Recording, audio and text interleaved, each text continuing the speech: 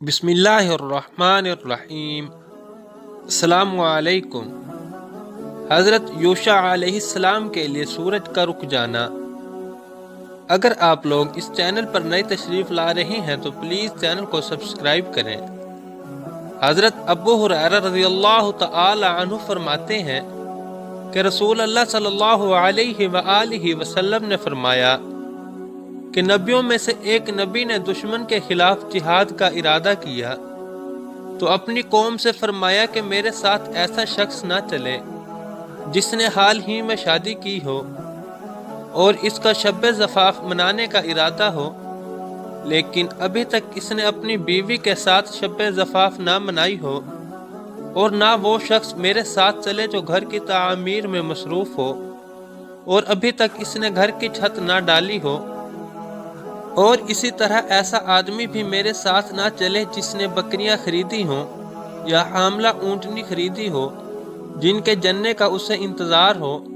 چنانچہ یہ ہدایت دے کر وہ جہاد کے لیے روانہ ہوئے۔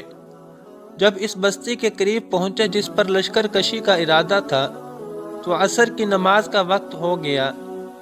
انہوں نے سورج کو مخاطب کر کے فرمایا کہ اے سورج، تو بھی حکم کے تابع ہے اور میں بھی حکم کے تابع ہوں، اے اللہ اس سورج کو ہمارے لیے روک دے۔ چنانچہ وہ سورج رک گیا یہاں تک کہ اللہ تعالی نے ان کو فتح نصیب فرمائی تو انہوں نے مال غنیمت جمع کیا۔ پھر اس مال غنیمت کو کھانے کے لیے آگ آئی تو اس آگ نے وہ مال غنیمت نہیں کھایا۔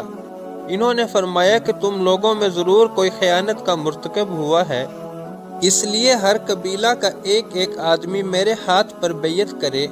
چنانچہ دوران بیعت ایک شخص کا ہاتھ ان کے ہاتھ کے ساتھ چمٹ گیا۔ انہوں نے فرمایا کہ ضرور تم میں کوئی خائن ہے، بس تیرا قبیلہ میرے ہاتھ پر بیعت کرے۔ جب بیعت کی گئی تو 2 یا 3 افراد کے ہاتھ ان کے ہاتھ کے ساتھ چمٹ گئے۔ انہوں نے فرمایا کہ تم میں کوئی خیانت کا مرتکب ہوا ہے۔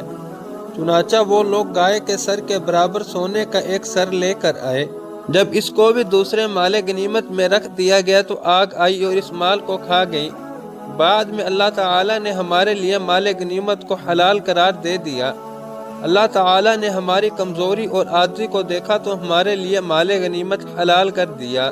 پتہ چلا کہ بنی اسرائیل میں بھی نیک صالح لوگ گزرے ہیں جو اللہ کی راہ میں جہاد جیسا فریضہ سر انجام دیتے تھے، اور اللہ تعالیٰ ان کی نصرت و مدد اور ان کو فتح و کامرانی سے ہمکنار فرماتے تھے۔